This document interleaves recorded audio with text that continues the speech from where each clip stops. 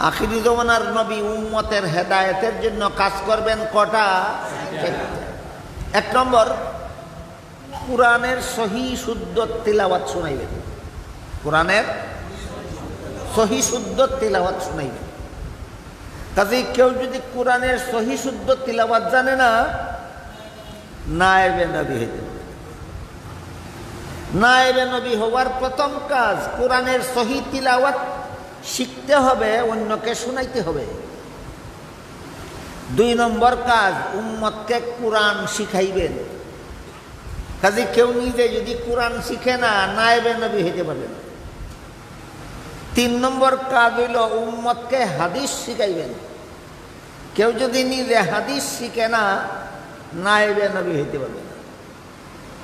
4 নম্বর কাজ হইল উম্মতের আত্মাকে পবিত্র করে দেবেন। কেউ যদি নিজের আত্মা ওই পবিত্র করে না, নায়েবে নবী হইতে পারবে না। মনে রাখার মতো কথাগুলি, ইব্রাহিম আলাইহিস সালাম এবং ইসমাঈল আলাইহিস সালামের দোয়া আল্লাহ মঞ্জুর করছেন। আখিরি জমানার নবী উম্মতের হেদায়েতের জন্য কাজ করবেন 4টা। 1 নম্বর, কোরআনের সহি শুদ্ধ তিলাওয়াত শুনাইবেন। 2 নম্বর, কোরআন শিখাইবেন। 3 নম্বর, হাদিস শিখাইবেন। 4 নম্বর, উম্মতের আত্মা পবিত্র করে দেবেন। এই 4টা আমি জপব, আপনারা মুখস্থ করবেন। একজনে জপলে যদি আরেকজনে শুনে, যে শুনলো সে না জপলেও মুখস্থ হয়। আমি জপে আপনারা মুখস্থ করাই। 1 নম্বর, কোরআনের সহি তিলাওয়াত শোনাইবেন। 2 নম্বরে কোরআন শিখাইবেন। 3 নম্বরে হাদিস শিখাইবেন। 4 নম্বরে আত্মা পবিত্র করবেন, উম্মতের আত্মা পবিত্র করবেন। কিয়ামত পর্যন্ত এই 4 দায়িত্ব যে সমস্ত আলিমগণ পালন করবেন, তাদেরকে নবীর হাদিসে নায়েবে নবী ওয়ারাসাতুল আম্বিয়া বলা হয়েছে। কাজেই 4 কাজের একটা যদি কোনো আলিমে পারেন না, তিনি নায়েবে নবী হতে পারবেন না। একজন আলিমে যদি সহি কোরআন তেলাওয়াত করেন না, উনি নায়েবে নবী হতে পারবেন না। একজন আলিমে যদি কোরআন শিখেন না, ইনি নায়েবে নবী হতে পারবেন না। একজন আলিমে যদি নবীর বিশেষ বিশেষ কতগুলি হাদিস আছে, যেই হাদিসের দ্বারা নবীর সুন্নত সাব্যস্ত হয়, ইসলামের বিধিবিধান প্রমাণিত হয়, এইসব হাদিস যদি কোনো আলিমে পড়েন না, ইনি নায়েবে নবী হতে পারবেন না। সর্বশেষে তিনি যদি কোনো পবিত্র আত্মাওয়ালার মাধ্যমে নিজের আত্মা পবিত্র করেন না, যে কারণে অন্যদের আত্মা পবিত্র করে দিতে পারেন না, ইনি আর যাই কিছু হন না কেন, নায়েবে নবী হতে পারবেন না। কাজেই নবীর যে 4 কাজ, কিয়ামত পর্যন্ত যে সমস্ত আলিমরা এই 4টা কাজ করবেন, নবীর হাদিসে ওই সমস্ত আলিমকে নায়েবে নবী বলা হয়েছে, ওয়ারাসাতুল আম্বিয়া বলা হয়েছে। এর মধ্যে প্রথম 3টা সম্পর্কে আমরা মোটামুটি ধারণা রাখি সবাই। আমাদের সমাজের সাধারণ মুসলমানদের মধ্যে কেউ যদি কোরআনের সহি তিলাওয়াত নাও জানে, এইটুকু জানে যে কোনো তিলাওয়াত গলত হয় আর কোনো তিলাওয়াত সহি আছে। সহি তিলাওয়াত নিজে নিজে পারা যায় না, উস্তাদের কাছে শিখতে হয়, অতটুকু কথা সবাই জানে। কোরআনের সহি তিলাওয়াত নিজে নিজে পারা যায় না, উস্তাদের কাছে শিখতে হয়। কোরআন নিজে নিজে বোঝা যায় না, উস্তাদের কাছে বুঝতে হয়, এটা সবাই বুঝে এই কথাটা। নবীর হাদিস নিজে নিজে পড়া যায় না, উস্তাদের কাছে পড়তে হয়, এতটুকু কথা আমাদের সমাজের সব মুসলমানে জানে। এই 3টা কথা। কোরআনের সহি তিলাওয়াত নিজে নিজে হয় না, উস্তাদের কাছে শিখন লাগে, এটা সব মুসলমানে জানে। কোরআন নিজে নিজে বোঝা যায় না, উস্তাদের কাছে বুঝন লাগে, এটা সব মুসলমানে জানে। নবীর হাদিস নিজে নিজে পড়ন যায় না, উস্তাদের কাছে পড়ন লাগে, এটাও সব মুসলমানে জানে।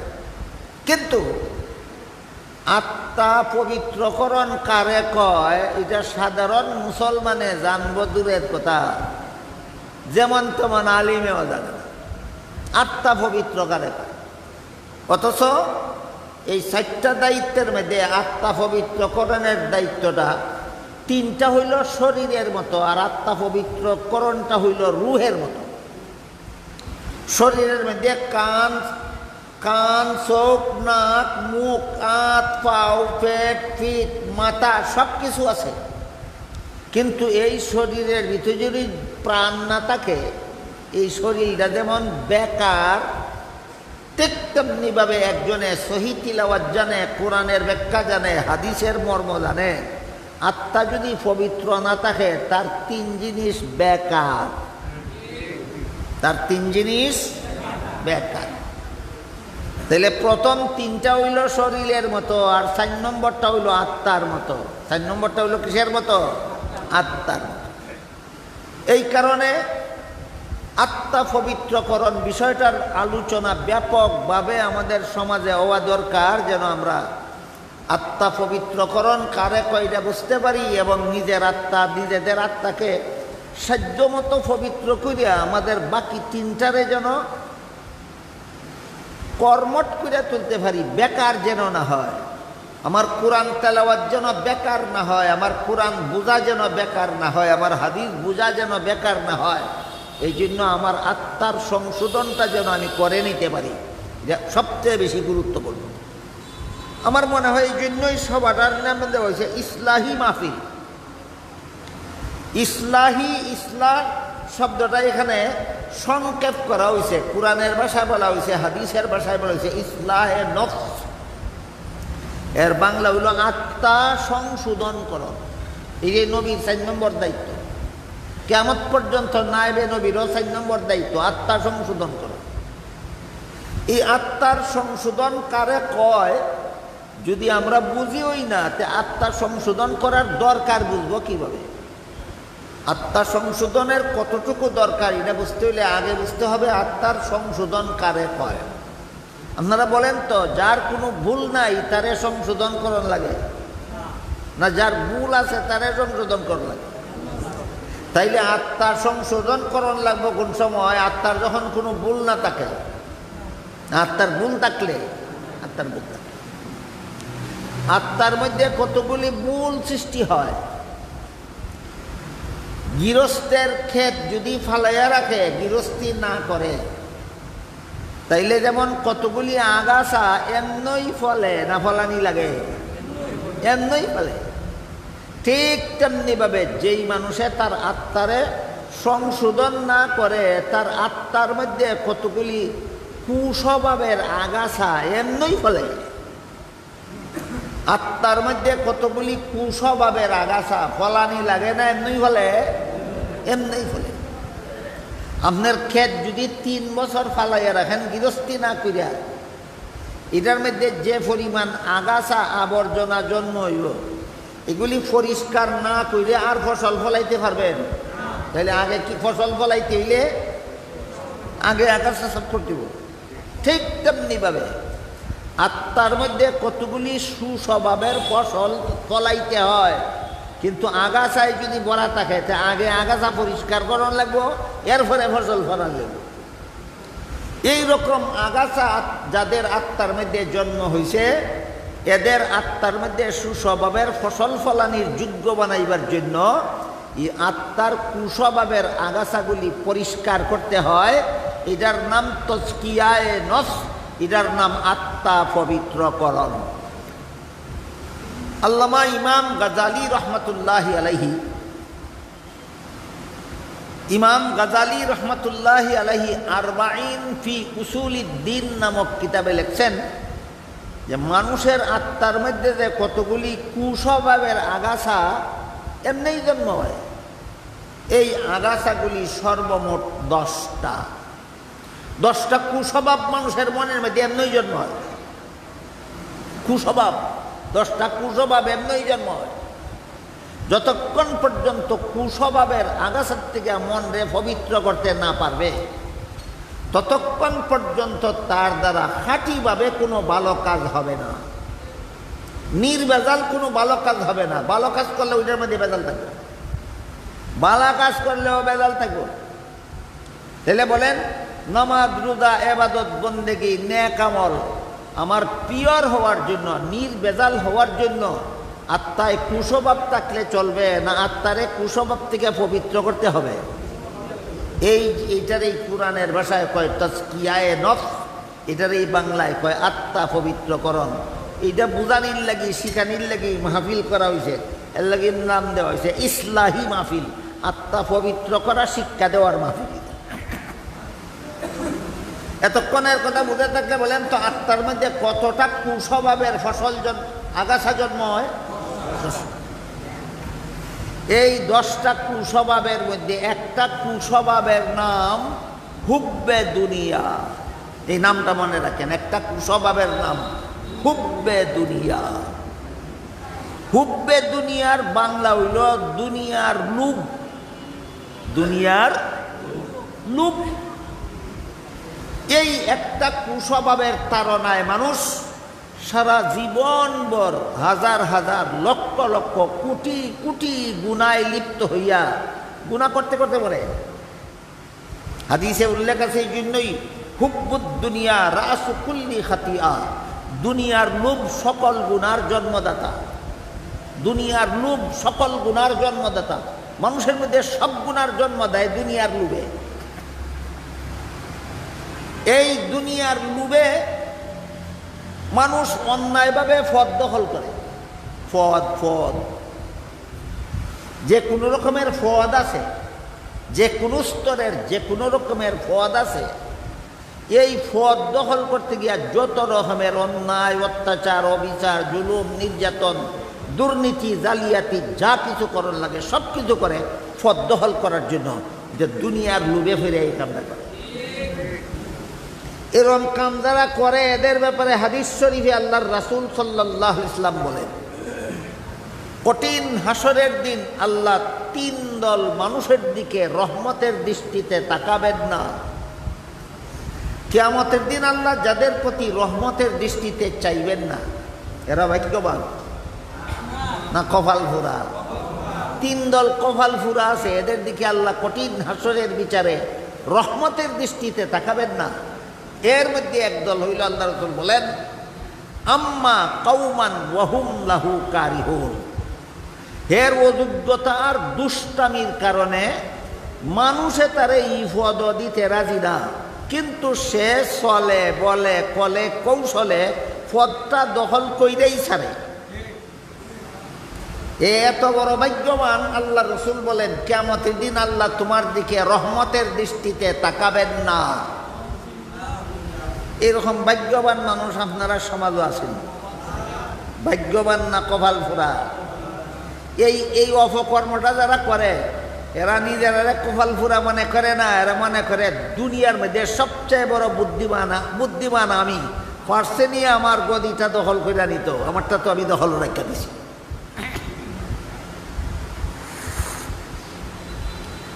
কোন কুস্বভাবের ফসল এটা? হুব্বে দুনিয়া। কোন কুস্বভাবের ফসল?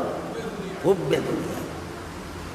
এই দুনিয়ার লোভের তাড়নায় একদল মানুষ চুরি করে, দুনিয়ার লোভের তাড়নায় একদল মানুষ ডাকাতি করে, দুনিয়ার লোভের তাড়নায় একদল মানুষ অন্য মানুষের সম্পদ অন্যায়ভাবে গ্রহণ করে, দুনিয়ার লোভের তাড়নায় মানুষ অপরের সম্পদ জবরদখল করে, তসরুপ করে, ছিনতাই করে, ঠগায় বাটপারি করে। সবটার মূলে কারণ একটা, হুব্বে দুনিয়া। এর রূপ বড়টাই ধরছে, যেখান যাই এইখান দিয়ে অপরাধ করবো, যেমনি যাই এমনি অপরাধ করবো। এই 10টা আগাছার মধ্যে একটা আগাছা হুব্বে দুনিয়া, দুনিয়ার লোভ। দুনিয়ার লোভে ফিরে মানুষে অন্যায়ভাবে পদ দখল করে, দুনিয়ার লোভে ফিরে মানুষ অন্যায়ভাবে মানুষের সম্পদ দখল করে। দুনিয়ার লোভে ফিরে মানুষ নারীদেরকে পথে ঘাটে ইফটিজিং করে, নারীদেরকে যেখানে সেখানে ধর্ষণ করে। এটা ওই একটা আগাছার ফসল। আগাছাটার নাম হুব্বে দুনিয়া, দুনিয়ার লোভ। কথা বুঝে থাকলে এবার বলেন, আমরা যে সমাজে বাস করি এই সমাজে কেউ অযোগ্য হইয়াও দুষ্ট হইয়াও মানুষের পদ জুড়ে দখল করেনি, কেউ মানুষের সম্পদ অন্যায়ভাবে গ্রহণ করেনি, কেউ পথে ঘাটে মহিলাদের ইফটিজিং করেনি, কেউ নারী দর্শন যেখানে সেখানে করেনি। এই সমস্ত অপকর্ম যে কুস্বভাবের তাড়নায় করে, কুস্বভাবটার নাম হুব্বে দুনিয়া, দুনিয়ার লোক। 10টা কুস্বভাবের একটা কুস্বভাব। আর একটা কুস্বভাবের নাম আছে আনানিয়ত, এর বাংলা হইল অহংকার। যে 10টা কুস্বভাবের তাড়নায় মানুষের আত্মা অপবিত্র থাকে। কুস্বভাবগুলি যদি মন থেকে পবিত্র করতে সরাইতে পারেন, তখন আপনার আত্মা হবে পবিত্র, তখন আপনি নির্ভেজাল এবাদত বন্দেগী করতে পারবেন। তাইলে আপনার নমাজও থাকবো বেজাল, রোজাত থাকবো বেজাল, এবাদতও থাকবো বেজাল, বন্দেগীতে থাকবে বেজাল।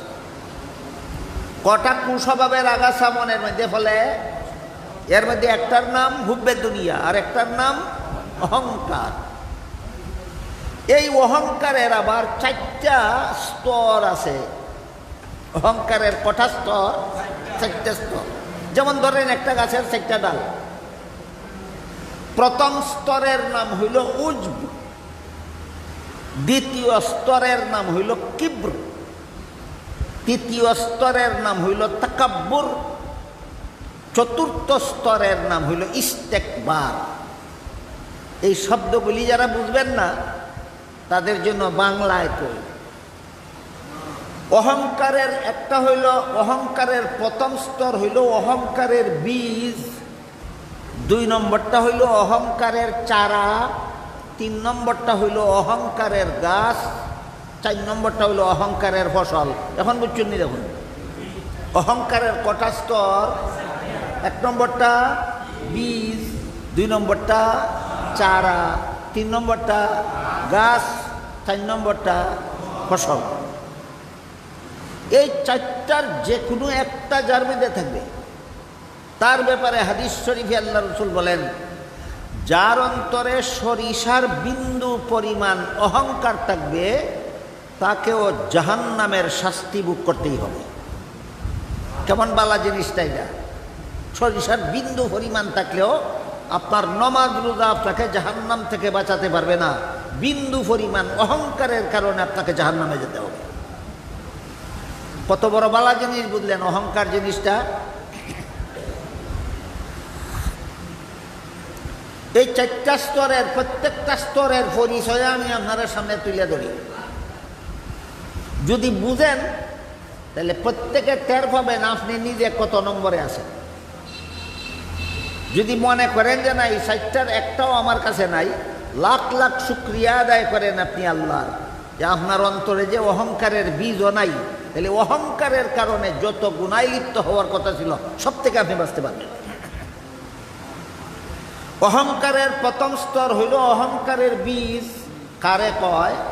যে চিনবার লাগি খুব নিরিবিলি একা একা শান্ত মনে জগতের অন্য রকমের চিন্তা ভাবনা বাদ দিয়া গভীরভাবে নিজের মনকে নিজে জিজ্ঞাসা করেন যে তোমার মধ্যে কোনো গুণ আসেনি। নিজেরে নিজে জিজ্ঞাসা করেন তোমার মধ্যে কোনো গুণ আসেনি। মন যদি সচেতন হয়, মন থেকে জবাব আসবে আমার মধ্যে অনেকগুলি গুণ আছে। আমি চোখে দেখি, এটা আমার একটা গুণ। আমি কানে শুনি, এটা আমার একটা গুণ। আমি মুখে কথা বলতে পারি, এটা আমার একটা গুণ। আমি হাতে ধরতে পারি, এটা আমার একটা গুণ। আমি পায়ে চলতে পারি, এটা আমার একটা গুণ। আর বিদ্যা বুদ্ধি এলিম কালাম তো আছেও।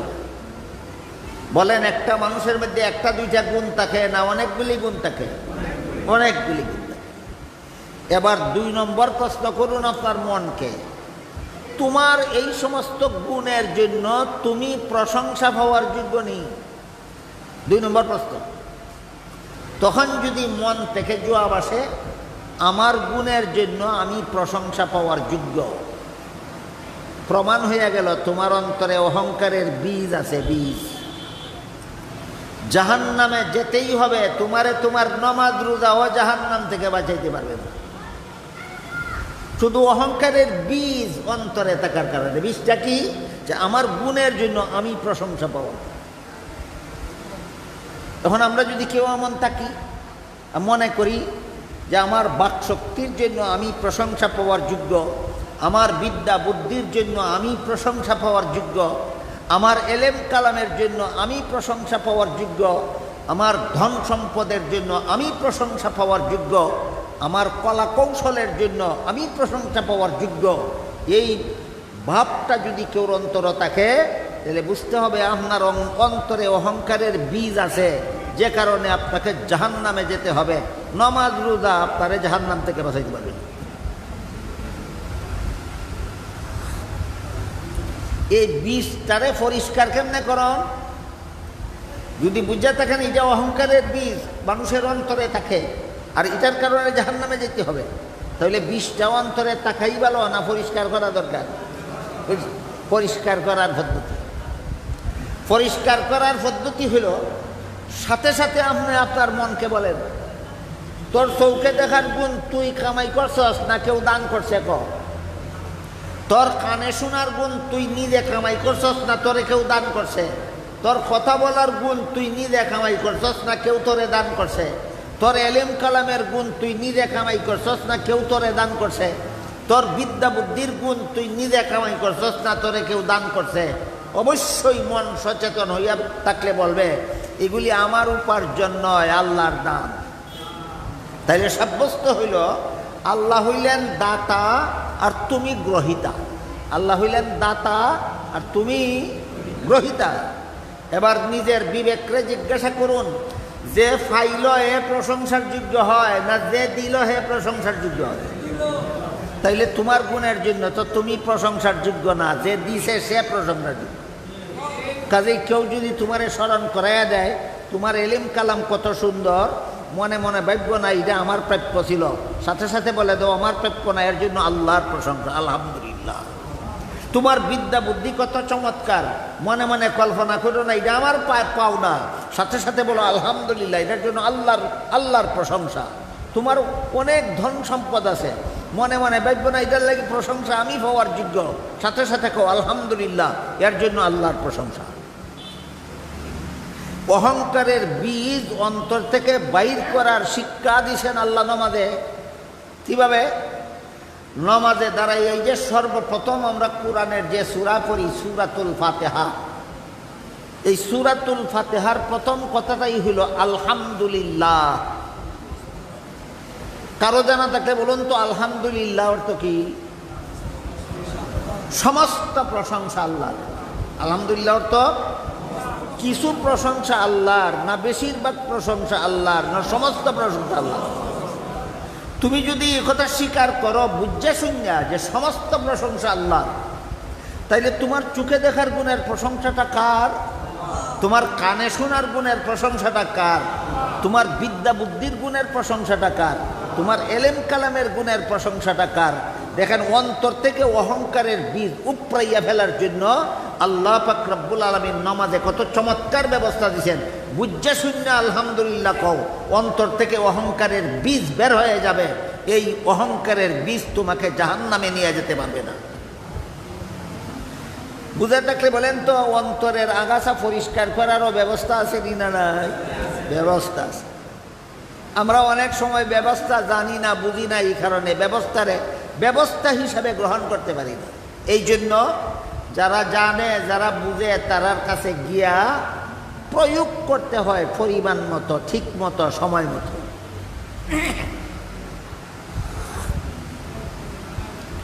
যখন আপনার এই অহংকারের বীজ যখন অন্তর থেকে বের হয়ে যাবে, তখন আপনার মনের মধ্যে একটা ফসলের, একটা সুস্বভাবের ফসল ফুললে উঠবে। এইরকম সুস্বভাবও আছে 10টা। যেমনভাবে কুস্বভাবের আগাছা মানুষের মনের মধ্যে ফলে, এগুলির সংখ্যা 10টা, তেমনিভাবে সুস্বভাবের ফসলও মানুষের মনের মধ্যে ফলে, এগুলিও 10টা। 10টা সুস্বভাবের মধ্যে একটা সুস্বভাবের নাম আছে শুকুর। একটা সুস্বভাবের নাম শুকুর। শুকুরের মানে মনে প্রাণে বিশ্বাস করা যে আমার কোনো কিছুর জন্য আমি প্রশংসা পাওয়ার যোগ্য না, যিনি দান করেছেন একমাত্র তিনি প্রশংসা পাওয়ার যোগ্য। এই উপলব্ধি যেদিন অন্তরে ঢুকবে, সেই দিন আপনার মনের মধ্যে একটা সুস্বভাবের ফসলের চারা ফলবে। সুস্বভাবের ফসলের চারা ফলবে। 10টা কুস্বভাবের আগাছা ছাড়াইয়া 10টা সুস্বভাবের চারা ফলাইলে মানুষের আত্মা পবিত্র হয়। এটার নাম আত্মা পবিত্রকরণ, এটার নাম তাজকিয়ায়ে নফস। বুঝাইতে পারলাম নি বিষয়টা আপনারা? অহংকারের প্রথম স্তরের নাম অহংকারের বীজ। এটা অন্তরে থাকে, মনে মনে খালি ভাবে আমি প্রশংসা পাওয়ার যোগ্য, আমি প্রশংসা পাওয়ার যোগ্য। এই ভাবনাটাই অহংকারের বীজ। আর যখন মনের কথাটা মুখে প্রকাশ করে ফেলে, আমি জ্ঞানী, আমি গুণী, আমি বুদ্ধিমান, আমি শক্তিশালী, আমি সম্পদশালী, এইসব শব্দ যখন মুখিতে উচ্চারণ হইয়া যায়, তখন এটা রাখে অহংকারের চারা। মনে মনে বাবার নাম অহংকারের বীজ, আর ভাবনাটা মুখের ভাষায় প্রকাশ করার নাম অহংকারের চারা। যখন নিজেরে নিজে বড় বলে দাবি করবে, নিজেরে নিজে যোগ্য বলে দাবি করবে, নিজেরে নিজে জ্ঞানী গুণী পণ্ডিত বলে দাবি করবে, অন্যরারে ছোট বলে দাবি করবে, অন্যরারে মূর্খ বলে দাবি করবে, এটা যদি সমাজে প্রমাণ করার জন্য যার সাথে নিজের থেকে যারারে ছোট মনে করে এরার সাথে যদি এরার বিরুদ্ধে যদি জুলুম অত্যাচার শুরু করে, কারোর সাথে যদি তুলনা করে যে আমার যত জ্ঞান আছে অমুকের এত জ্ঞান নাই, আমার যত বুদ্ধি আছে অমুকের এত বুদ্ধি নাই, আমার যত এলিম আছে অমুকের এত এলিম নাই, আমার যত দন আছে অমুকের এত দন নাই, আমার যত শক্তি আছে তমুকের এত শক্তি নাই, ওই আরেকজনের সাথে তুলনা করলো। এই তুলনাটার নাম হইল অহংকারের গাছ। নিজেরে নিজে বড় বাবার নাম হইল অহংকারের বীজ, মুখে দাবি করার নাম অহংকারের চারা, অপরের সাথে তুলনা করার নাম অহংকারের গাছ। এটা আবার দুই রকম আছে। একটা আছে সরাসরি নিজেরে বড়, অন্যরে ঝুলু বললা দাবি করে। আর একটা আছে ডাইরেক্ট না ইনডাইরেক্ট গুড়াইয়া কয়। গুড়াইয়া কেমনে কয়? আমি অত বড় ধনী না, কিন্তু দেখছি বড় বড় ধনী হলতেও অত বালা খাই না, আমি যত বালা খাই। যে ডাইরেক্ট অহংকার না ইনডাইরেক্ট অহংকার? তার অহংকারের ব্যাখ্যা হইল অন্যরা ধনী হইয়া অত বালা খাইতে পারে না, আমি গরিব হইয়াও যত বালা খাই। ওই যখন কেমন বুড়াইয়া বেসাইয়া অহংকারটা করছে। এই জন্য কিতাবে লেখা আছে এই অহংকার দুই প্রকার, একটা সরাসরি অহংকার আর একটা চক্রান্তমূলক অহংকার। একবার একদিন কয় আমি অত বড় শিক্ষিত না, কিন্তু বড় বড় পণ্ডিতরাও আমার সাথে মুখ ধরাইতে পারেন না। কিতা বুঝাইতে চায়? আমি শিক্ষিত না হইয়াও এত বড় পণ্ডিত, শিক্ষিতরাও আমার সাথে কথা কইয়া পারে না। যে চক্রান্তমূলক অহংকার, সাধারণ অহংকার থেকে জঘন্যতম খারাপ। কেউ কেউ কয় আমি আলিম না, কিন্তু বল আলিমে আমার সাথে মশলা কইয়া পারেন না। কিতা বুঝাইতে চায়? কয় আলিমরা যা পারে আমি আলিম না ওইও তার থেকে বেশি পারি, ওই যে বুঝাইতে চায়। এটা কি সরাসরি অহংকার না চক্রান্তমূলক অহংকার? সরাসরি অহংকার থেকে আরো জঘন্যতম খারাপ। এই হইল অহংকারের গাছ। যতক্ষণ পর্যন্ত নিজেরে নিজে বড়, নিজেরে নিজে শ্রেষ্ঠ, নিজেরে নিজে উত্তম মনে করবে, মনে করাটা হইল অহংকারের বীজ। মুখে প্রকাশ করার নাম অহংকারের চারা, অন্যজনের সাথে তুলনা করার নাম অহংকারের গাছ। এরপরে যদি যারে ছোট বলে, নিজেরে যার থেকে বড় মনে করে, সমাজের মানুষের কাছে ওই লোকটারে ছোট প্রমাণ করার জন্য সে দুর্বল, আমি শক্তিশালী, এই কথাটা প্রমাণ করার জন্য যদি তার উপর অন্যায়, অবিচার, অত্যাচার, জুলুম, নির্যাতন শুরু করে, এই সবগুলি হলো অহংকারের গাছের ফসল। অহংকারের গাছের ফসল বুঝে থাকলে বলেন তো, আপনারা যে সমাজে বাস করেন, এই সমাজের কোনো মুসলমান অন্য লোকের সাথে সামান্য অবিচার করেনি, দুর্ব্যবহার করেনি, অত্যাচার করেনি, জুলুম করেনি? করে। এই প্রমাণ হইল তোমার অহংকারের গাছও ফসল হয়েছে। অহংকারের গাছও কি হয়েছে? ফসল হয়েছে।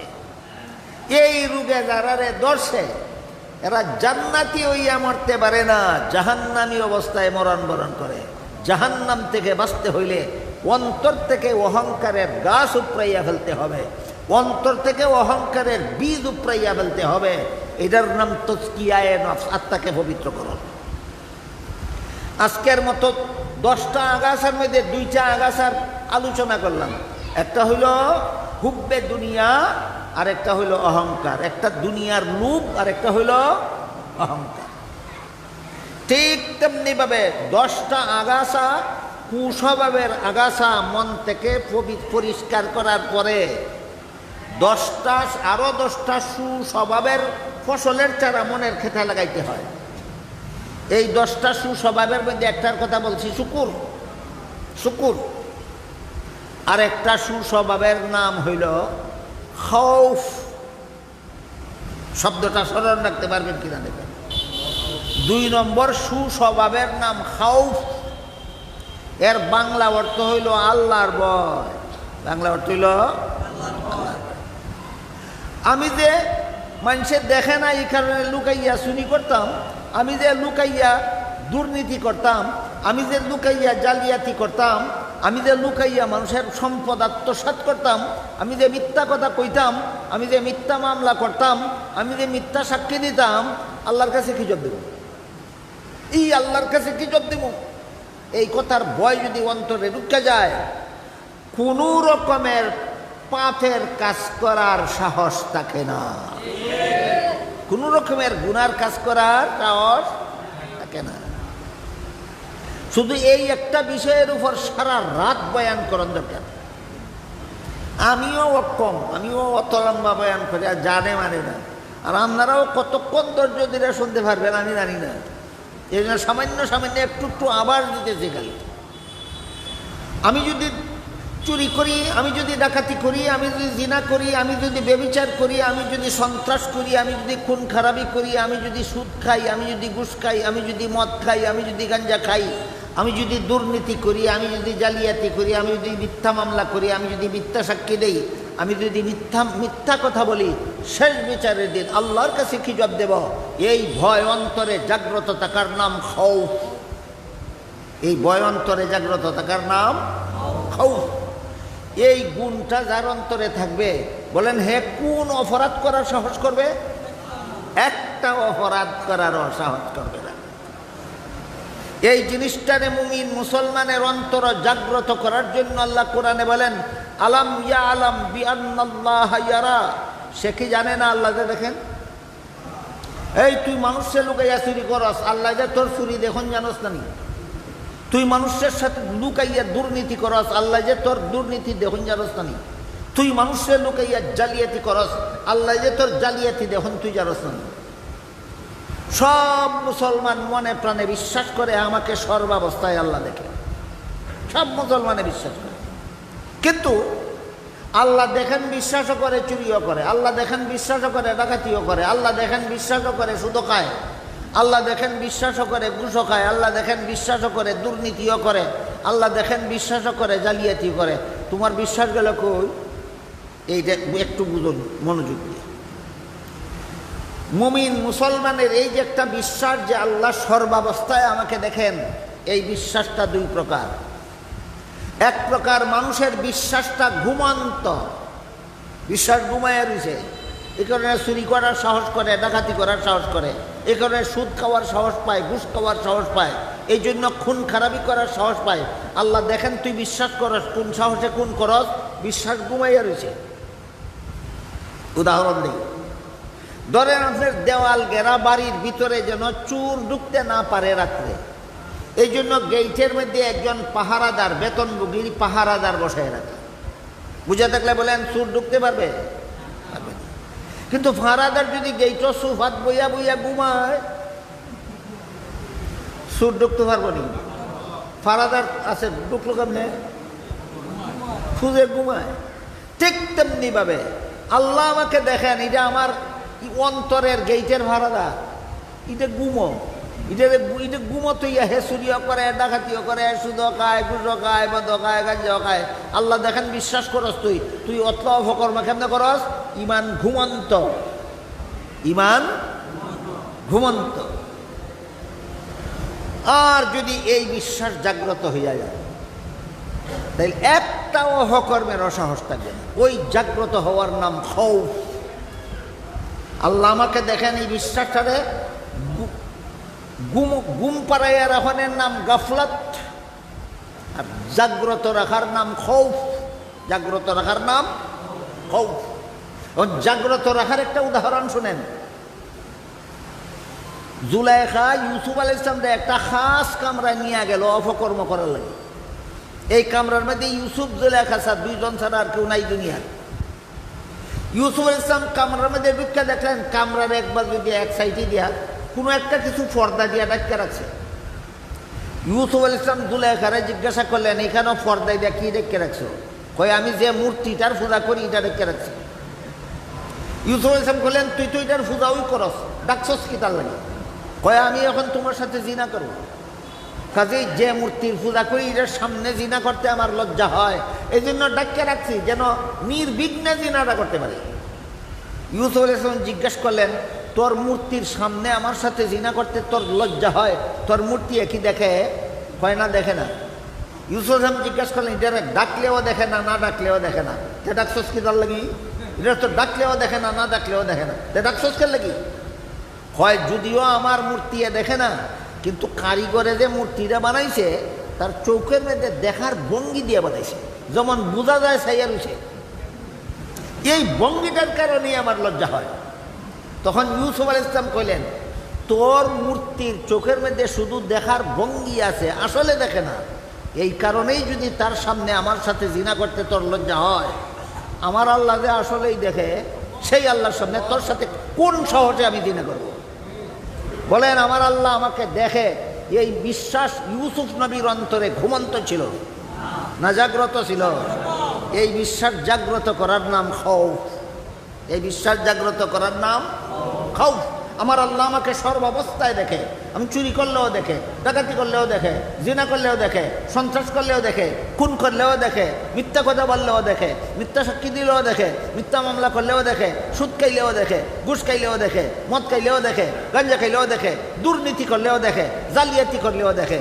এই বিশ্বাস যদি জাগ্রত থাকে, খৌফ নামের সুস্বভাব তোমার অন্তরে হাসিল হইল, তোমার দ্বারা কোনো অপকর্ম করার সম্ভব হবে না।